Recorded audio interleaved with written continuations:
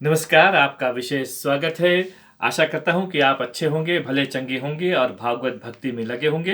पुनः एक और कड़ी लेकर मैं उपस्थित हो गया हूँ और अच्छा लगता है आपकी प्रेरणादायक शब्दों के लिए।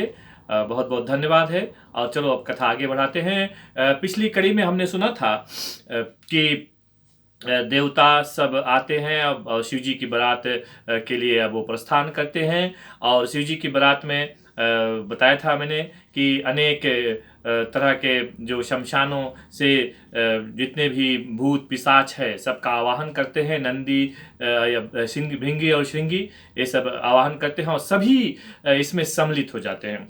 भैया यहाँ पर एक बात जानने योग्य है कि भगवान शंकर सभी को स्वीकार करते हैं, चाहे आप पवित्र हो या अपवित्र हो, सभी को भगवान शंकर स्वीकार करते हैं। और साथ साथ में शायद मैंने बात पहले कहा था कि भगवान शंकर ही एकमात्र ऐसे देवता हैं जो 24 घंटे 24/7 ये उपलब्ध रहते हैं। और यहाँ पर एक कथा आपको सुनने की मिलेगी या शिवपुराण में भी, रामायण में भी एक कथा आती है कि भगवान जब बारात के लिए रवाना होते हैं तो सभी को आवाहन करते हैं और सभी आते हैं इसमें जितने भी हैं। और कोई कोई तो बहुत डरावने लगते हैं, बहुत भयानक लगते हैं, उनका रूप बहुत विकराल है ना। अनेक प्रकार के सभी को वे आह्वान तो सबको सम्मिलित करते हैं, चाहे वो पवित्र हो या अपवित्र हो। साथ साथ ये भी बात है कि जैसे जैसे मैंने कहा कि 24 घंटे शिव जी महाराज की वंदना की जा सकती है। और जैसे कि मैंने कहा था कि मंदिरों में, अन्य मंदिरों में तो भगवान शयन करते हैं, लेकिन यहाँ पर मुझे कहीं नहीं ये पढ़ने को मिला कि शिव जी महाराज शयन करते हैं। वो 24 घंटे 24/7 आप उनकी आराधना करो, चाहे मध्य रात्रि को या किसी भी समय, तो वो उपलब्ध होते हैं आपकी सेवा में। तो ऐसे हैं हमारे भोलेनाथ जी। और वो अब तो बहुत विचित्र ढंग से इन्हें यहाँ पर सजाया गया है। वो कथा आप सुन चुके हैं। तो अब बारात चलती है और देवताओं ने यहाँ पर एक और चालाकी की है। और जैसे मैंने बताया था कि जब देवताओं ने देखा कि भगवान शंकर तो बड़े विचित्र रूप से और ना अंग में विभूति लगाए हुए शमशान के, और सर्पों के माला पहने हुए, मुंडों की माला पहने हुए, गल ना सब सर्पों का आभूषण धारण किए हुए, तो ये क्या करते हैं, ये अब अलग हो जाते हैं। भैया यहाँ ये बात भी जानने योग्य है कि शिव जीव को अलग नहीं करता है, जीव स्वयं शिव से अलग हो जाता है। याद रखना, शिव जी तो सबको बांधना चाहते हैं ना, सबको साथ रखना चाहते हैं, लेकिन जीव अपने लालच में, अपनी चालाकी में, अच्छा उनकी चालाकी यहाँ पर क्या है, उनकी चालाकी ये है कि अगर इस शिव जी के साथ में चलेंगे, क्योंकि मान्यता या नियम तो ये है कि दूल्हे की टोली जो है वो सबसे आगे होनी चाहिए, तब तो उसकी अगवानी होगी। लेकिन अगर शिव जी को देखा तो वहां पर तो जो सेवा करने वाले हो तो भाग खड़े होंगे। तो इस तरह से उन्होंने क्या किया, अपने आप को अलग कर लिया ताकि हमें वहां पर सम्मान मिले। और यहाँ पर शिव जी ये भी बताते हैं कि सम्मान के भूखे लोग जो है वो सदा आगे रहते हैं, जो सम्मान सदा चाहते हैं कि उनका सम्मान हो ना, ऐसे लोग सदा आगे ही रहते हैं।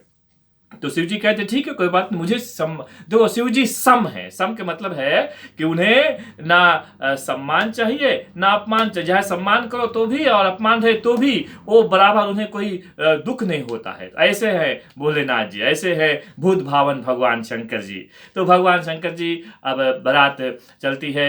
मैंने बताया कि ना हिमाचल प्रदेश के करीब बारात पहुंचती है।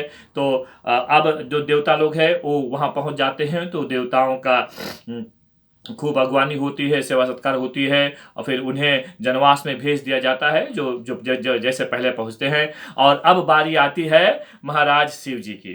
ये तो बहुत लंबी कथा है बाप, लेकिन मैं संक्षेप में कहूँगा कि पहले तो ना यही तो है ना, जब बारात आती है तो गांव के छोटे छोटे बच्चे ना खूब दौड़ते हैं ना, जब सिटी बस्ती अभी अभी के ज़माने में तो दौड़ते हैं, बारात आ गई बारात आ गई, और ना चिल्लाने लगते हैं, खुशी में नाचने लगते हैं, भागने लगते हैं ना। तो वही हाल जब शिव जी की बारात जब पहुंची वहां पर तो बच्चे दौड़े। तो बच्चों ने जब देखा तो ये अब डर के मारे भागने लगे बेहाल हो गए। आप घर पर, अपने घर पर जाकर और हांफने लगे, बंद हो गए, लुक गए, छिप गए कि न ये तो बहुत भूत बैताल सब साथ में हैं, और शिव जी का जो रूप है, नाग सब साथ में है ना, तो ये सब देखकर बच्चे भाग जाते हैं, डर जाते हैं। तो खैर, तो वहाँ जब पहुँचते हैं अगवानी के लिए, तो ये लोग भी जब देखकर बहुत अचंभित होते हैं, डर जाते हैं। वहाँ भी काफ़ी लोग ना भाग जाते हैं, कुछ गिने चुने लोग, खास खास लोग ही बचे रहते हैं। तो खैर, अब यहाँ पर फिर अब माताएं जो है, खास रूप से मैना रानी, ये आएगी अब आरती सजाने के लिए। वैसे लिखा हुआ है कि मैना रानी जब आरती की तैयारी कर रही थी, तो सोच रही थी कि हम ऐसे विचित्र आरती सजाएंगे, क्योंकि मेरा जामाता जो है, दामाद जो है ना, बिटिया बहुत रूपवती है, और बिटिया ने इस दामाद को पाने के लिए इन्होंने बहुत कठिन तपस्या की है, तो इतना रूपवान तो होगा ही हमारा दामाद ना, ऐसा मान करके ये यहाँ पर मैना रानी आरती सजाती है। और जब आरती लेकर आती है, तो यहाँ पर आरती गिर जाती है भैया। आरती गिर जाती है, तो संतों ने ऐसा कहा है कि मैना रानी जब आरती सजा रही थी, तो सोच रही थी कि हम ऐसे ना बहुत रूपवान होगा हमारा दामाद। लेकिन जब और शिव जी के माथे पर जब वो चंद्रमा देखती है, देखो भैया, शिव जी के माथे पर चंद्रमा है, आप जानते हैं, ललाट पर चंद्रमा है। तो अब जिसके माथे पर चंद्रमा हो, उन्हें दीपक का दिखाना है ना, जैसे हम लोग बोलते हैं कि सूर्य को दीपक दिखाना, मतलब कि उनके माथे पर तो स्वयं चंद्रमा है, तो ऐसे शिव जी महाराज को क्या ना। तो न खैर, तो आरती वहाँ पर गिर जाती है, और फिर शिव जी को देख करके तो बहुत यहाँ पर वातावरण थोड़ा करुणामय हो जाता है। सब बहुत दुखी हो जाते हैं। वैसे तो इससे पहले बारात आने की तो बहुत नाच गाना, सब बहुत प्रसन्नता का माहौल था ना, लेकिन अब एकदम गमगीन सा हो जाता है, क्योंकि मैना रानी अब यहाँ शिव जी को देख करके और पुनः चली जाती हैं महल में, और पार्वती को अपने गोद में बिठा करके रोती है, कहती है कि कुछ भी हो जाए, हम इस वर के साथ अपनी कन्या का विवाह नहीं करेंगे ना। क्या बोले कि नहीं, बोले भले ही हम हिमालय हैं, पत्थर हैं, लेकिन ऐसे थोड़े हम कि अपने बिटिया को जिस किसी को भी दे दे ना, ऐसा ऐसा नहीं है। तो मैना रानी यहाँ पर थोड़ा से विलाप भी करती है, और अन्य जो सखियां हैं ये भी कि ना कहती है कि क्या हो गया, और हम तो चाह रहे थे कि इनका विवाह खूब धूमधाम से हो, लेकिन ऐसा वर आ गया है। तो अब यहाँ पर थोड़ा से महिलाओं में भगदड़ मच जाती है, और मैना रानी क्या करती है, नारद जी को दोष देने लगती है? और सारे नगर में शोक छा। अब भैया घर में विवाह होने को है, खुशी अब थोड़ा से दुख में बदल बदल जाती है यहाँ पर। तो देवताओं ने फिर क्या किया, देवता आकर के और शिव जी महाराज से कहते हैं कि प्रभु देखो, तुम्हारे गले में जो सर्प है ना, इसे अभी आप बगल कर दीजिए, ताकि और ये जो माताएं हैं ना, महिलाएं जो है, ये तुम्हारी आरती ताकि वो ठीक से उतार सकें और विवाह इत्यादि हो सके, आप अभी थोड़ा से इनको हटा दीजिए। तो शिव जी ने कहा कि ये तो खुश होना चाहिए हमारी सासू माँ को, मैना रानी को, कि उनके जमाता, उनके दामाद जो है, ये अपने गले में सर्प लटका कर घूमते हैं ना, मतलब कि उनकी पुत्री का सौभाग्य जो है ये अखंड हो गया है ना। जो जो सर्पों से नहीं डरता, उसका, उनकी पुत्री का जो सौभाग्य अखंड हो गया ना, कि क्या उन्हें ऐसा ऐसा पति चाहिए जो सर्पों को देखकर स्वयं गिर जाए, डर जाए, तो वो अपनी पुत्री का क्या रक्षा करेगा, है ना। ऐसा शिव जी यहाँ पर दलील पेश करते हैं। नहीं, उन्हें तो खुश होना चाहिए कि उनकी पुत्री का सौभाग्य अखंड है। तो शिव जी कहते नहीं, मैं तो ऐसा नहीं करूंगा, ये तो मेरी आभूषण है, ये तो हमारे साथ हैं, मैं इन्हें इन्हें नहीं हटा सकता हूँ ना, ऐसा शिव जी यहाँ पर कहते हैं। तो फिर तब क्या होता है भैया, तब नारद जी और सप्तऋषि ये जाते हैं पुनः राजमहल में, मैना रानी को और राजा हिमाचल को समझाते हैं कि देखो, आप लोग समझ रहे हैं कि पार्वती आपकी पुत्री है, लेकिन ये केवल तुम्हारी पुत्री ही नहीं है, ये जग की माता है, ये जग की माँ है। ऐसा उन्हें समझाते हैं नारद जी और सप्तऋषि ना।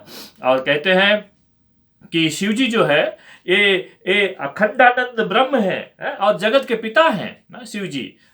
तो तब जाकर ये लोग समझते हैं, पुनः क्षमा करें, ये जाकर शिव जी में फिर पुनः उनकी श्रद्धा जो है, पार्वती में श्रद्धा और फिर से पुनः जागृत होती है। तब ये समझते हैं। और देखो भैया, इसमें यहाँ समझने वाली बात है। देखो, घर में शक्ति है, घर में देवी है, द्वार पर शिव जी खड़े हैं, लेकिन फिर भी समझ नहीं आ रही है ना। तो जब तक नारद जी जैसे संत या ऋषि लोग जब तक जीवन में नहीं आएंगे ना, जब तक जीवन में नहीं आएंगे, तब असलियत क्या है, सच्चाई क्या है, ये बात समझ में नहीं आती है ना। कहते हैं, बोले बागों में बहार आता है जब बसंत आता है, बागों में बहार आता है जब बसंत आता है, जीवन में बहार आता है जब कोई संत आता है। तो जीवन में ऐसे संतों को लेकर आओ भैया।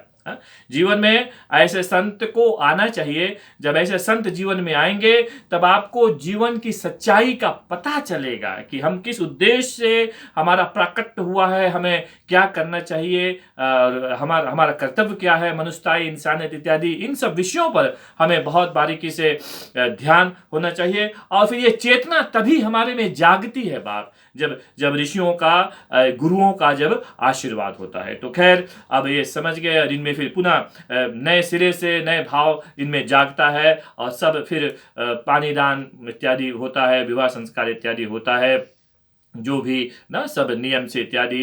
ये सब होने के बाद फिर सब विदाई लेते हैं और सब अपने अपने घर के लिए जाते हैं। शिव जी पार्वती समेत एक कैलाश के लिए रवाना होते हैं, कैलाश में जाते हैं। और वहाँ पर कुछ दिन पश्चात इनके यहाँ कार्तिकेय का प्रादुर्भाव होता है, प्राकट्य होता है। और फिर कार्तिकेय तारकासुर का वध करता है, और फिर गणेश जी की भी उत्पत्ति यहाँ पर होती है। तो इस तरह से देखो, सवाल जो कथा शुरू की थी मैंने कि एक समय त्रेता युग माही शंभु गए कुंभज ऋषि पाई, और वहाँ पर जो कथा चलती है, सवाल किया था भरद्वाज मुनि ने याज्ञवल्क्य जी से, राम जी कौन है, इस बारे में पूछा था। लेकिन देखो, जवाब तो मिला इन्हें। शिव कथा, पूरी शिव कथा उन्होंने बता दी, शिव विवाह तक और कार्तिकेय और गणेश जी की उत्पत्ति तक की कथा बता दी। तो इसका क्या मतलब है, क्यों ऐसा है भैया? राम कथा जानने के लिए व्यक्ति में 4 चीजें ये अनिवार्य है, तब वो राम कथा समझ पाएगा। अच्छा, पहला क्या है कि श्रद्धा और विश्वास का गठबंधन होना चाहिए। जब श्रद्धा और विश्वास का गठबंधन हो, श्रद्धा का पूर्ण समर्पण विश्वास के हाथों में होना चाहिए। और फिर ऐसा होने से तो फिर इनके दाम्पत्य जीवन में पुरुषार्थ होगा। पुरुषार्थ मतलब कि कार्तिकेय जो हैं ये पुरुषार्थ के प्रतीक हैं, और फिर गणपति जी ये विवेक के प्रतीक हैं। तो 4 चीजें जीवन में हो ना, श्रद्धा हो, विश्वास हो, और फिर पुरुषार्थ हो और विवेक। देखो भैया, पुरुषार्थ कितना आप मेहनत करें, लेकिन अगर विवेक से, अक्ल से काम नहीं लेंगे, गणपति वो विवेक के प्रतीक हैं, अक्ल से काम नहीं लेंगे तो काम नहीं चलता है। तो ये जब चारों का, श्रद्धा, विश्वास, पुरुषार्थ और विवेक का समावेश जब कैलाश पर होता है, तब गंगा रूपी राम कथा का प्रवाह होता है ना। तो इस तरह से अब चारों का वहां पर एक कथा जिस तरह से चल रही है, तारकासुर मारा जाता है और फिर गणपति, तो यहाँ से अब राम कथा में अब प्रवेश करेंगे। तो इस तरह से राम कथा जब नज़दीक, राम कथा की अब जैसे पूछा था, जो मूल सवाल पूछा था ना। जैसे मैंने कहा था कि भैया कोई भी चीज जानने के लिए सवाल करना चाहिए ना। तो भरद्वाज मुनि सवाल करते हैं याज्ञवल्क्य। एक कथा देखो, 4 कुंड पर एक कथा चल रही है। मैंने बताया था पहली कथा एक काशी में गोसाई तुलसीदास जी ये कथा बोल रहे हैं, और फिर दूसरी कथा कहाँ पर, प्रयाग में ये भरद्वाज मुनि और याज्ञवल्क्य जी कथा सुना रहे भरद्वाज मुनि को ना। ये प्रयाग की बात है। तीसरी कथा जो है ये कैलाश पर भगवान शंकर भोलेनाथ को ये ज्ञान कुंड है, यहाँ पर कथा चल रही है। और फिर चौथी कथा जो है ये नीलगिरी पर्वत पर, नीलगिरी पर्वत पर कागभूषुंड जी महाराज कथा सुना रहे हैं गरुड़ जी को ना। तो इस तरह से ये कथा चार जगहों पर, 4 कुंड पर ये कथा चल रही है। और यहाँ अब शिव कथा तो मैं ये समझा रहा हूं भैया कि राम कथा सुनने से पहले, राम कथा में प्रवेश करने से पहले शिव कथा समझना बहुत जरूरी है। और शिव कथा जब सुन लेंगे तो इससे ये आपकी परीक्षा होगी कि अब आप योग्य हैं राम कथा सुनने के लिए, ऐसा शास्त्रों में लिखा हुआ है। तो राम कथा अब हम लोग अगली कड़ी में आगे बढ़ाएंगे, और यही आशा करता हूं कि अभी तक आपने हमारा साथ दिया है। तो ये कथा अब चलती रहेगी। अब यहाँ से हम लोग कैलाश पर हैं, और यहाँ से अब कथा जो गंगा कथा गंगा के रूप में रामायण रामचरितमानस की कथा अब यहाँ से अगली कड़ी में हम आगे लेकर चलेंगे। आपने हमारा साथ दिया और बहुत बहुत अच्छा लगता है, और आप मुझे कॉल करके आप मुझे प्रेरित भी करते हैं भैया। Thank you very much. जो कुछ बन पा रहा है मुझसे, बस छोटी मोटी बस मैं ही आप लोगों के समक्ष प्रस्तुत करता हूं, क्योंकि हमारी ये इच्छा है, और मैं ये चाहता हूं कि हम सभी इस भक्ति सागर में डूबें, ताकि भगवत कृपा और भगवत प्राप्ति हम कर सकें। बहुत बहुत धन्यवाद। जय सिया राम।